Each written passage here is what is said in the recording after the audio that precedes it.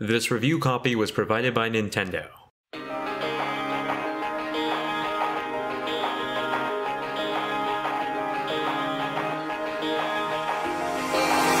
A hidden JRPG on the Wii U last generation was Tokyo Mirage Sessions, a crossover between the world of Fire Emblem and Shin Megami Tensei. This crossover didn't really act as a mix of both games though, but instead almost like a pseudo-Persona-like game featuring elements from both of the two crossovers. It was criminally underplayed but finds a new, more accessible home on Nintendo Switch this week. Taking place in modern-day Tokyo, we follow the lives of Itsuki Aoi and his friends. These high school kids live throughout their days in the buzzing districts of Shinjuku and Harajuku. It's around this time that their world is shaken up when mirages begin to attack them. Mirages in Tokyo Mirage Sessions are like shadows in Persona. These mirages can be hostile or, when equipped with a human bond, can form alliances to protect the human world. Human partners are called Mirage Masters, and to his surprise, our protagonist is one of them. That opens up the wormhole of going on a grand adventure to connect with mirages to take down the hostile mirages with the help of your friends you make along the way. In terms of writing, it feels almost like a Persona 4.5, where the story is fascinating and the supporting cast is vastly interesting, but certainly doesn't reach the bar set out by Persona 5.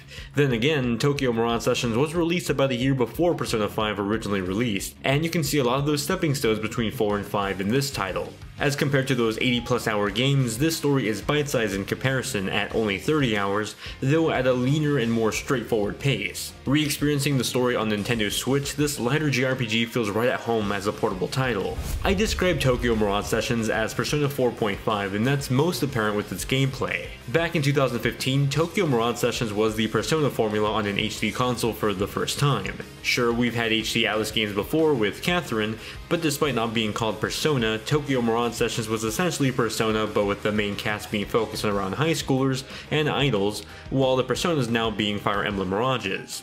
The gameplay is split between the day-to-day life in Tokyo and dungeon exploring in the idol sphere. The 30 or so hour campaign is split into chapters as the story slowly unravels and reveals itself. During the day, you'll go to school, interact with your friends, and other NPCs that give you side quests.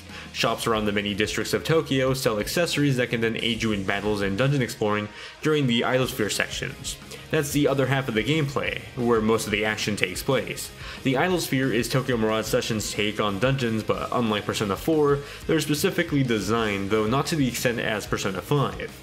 Still, they offer a fun landscape to explore while also taking on the enemies lurking in every corner. When you run into one, you activate a battle that feels like a modified version of the Persona battle system. The turn-based combat has their party along with their mirages, taking on enemies with attacks, spells, and items.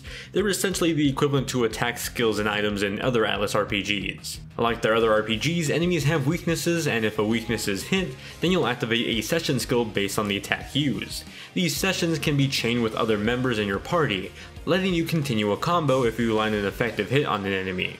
It works similarly to the One More system from Persona, though more automatically based on the session skills each character already has equipped. As you fight more enemies, you'll build up your SP or special meter. This is used for performance attacks, almost like a limit move that deals way more damage. These are unlocked over time by completing side quests and building relationships with your friends, almost like a social link. It's a combat system that works well, and that's partially because it's built upon a modified foundation of Atlus's other RPGs.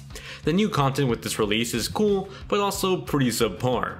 You're able to unlock the previous DLC for free now in extra dungeons, including some fan-favorite Easter eggs like a Joker costume from Persona 5. However, these dungeons aren't all that challenging and feel rather shoehorned in when compared to the rest of the dungeons. There is some quality of life improvements with this port though. Load times that plagued the Wii U version have been shortened on the Switch, along with the option to cut down on attack animations for faster battles. While this is certainly the best version of the game so far, it's not a leap but just a step up from the original. Tokyo Mirage Sessions has a lovely, vibrant color palette that helps it stand out among the rest of Atlus's RPG lineup. Throughout its story, you'll travel to different themed dungeons that paint a beautiful rainbow at different locations for you to explore. One thing back from the original that I didn't always like about it was the somewhat soft glow around the gameplay. Things like character models seem to always have this soft glow to the edges of the character models that I always thought was a relic of the lower resolution on the Wii U. On Switch, that's still here even with the subtle resolution changes in some scenes. Speaking of which, the resolution does seem to be mostly the same between both versions at 720p, whether you're playing in handheld or in dock mode. Only in some instances did I notice an improvement in the environment models like the plain edges of walls, but nothing enough to really catch my eye. At least while playing in portable mode, the gameplay does appear to look sharper thanks to the smaller display on the Switch, even better looking on the Switch Lite models.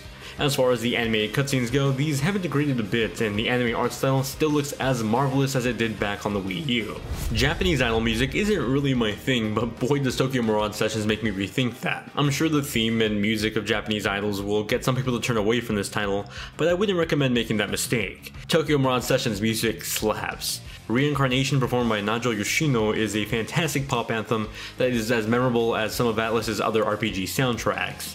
The rest of the soundtrack is a heavy mix of electric and pop that, along with the idol visuals and attacks, fits so perfectly into this game. Voice acting is also delivered beautifully by the cast though. Arguably the main character Itsuki at times comes off as a more supporting character compared to the actual supporting character Tsubasa. I would have also loved to see English voice acting in this re-release, but everything is still left in Japanese, even with some battle lines never getting translated. Tokyo Mirage Sessions was my favorite JRPG on the Nintendo Wii U, and while I don't think it's my favorite on the Switch in 2020, it's still a title that shouldn't be missed. For all the times I've told people that they had to go play Persona 4 Golden on Vita or Persona 5 on PS4, Tokyo Mirage Sessions is another vital RPG I'd recommend to Switch owners. It might be more of an RPG relic for 2020 standards, but it remains the closest thing to Persona on the Switch for the time being, and a fun one at that.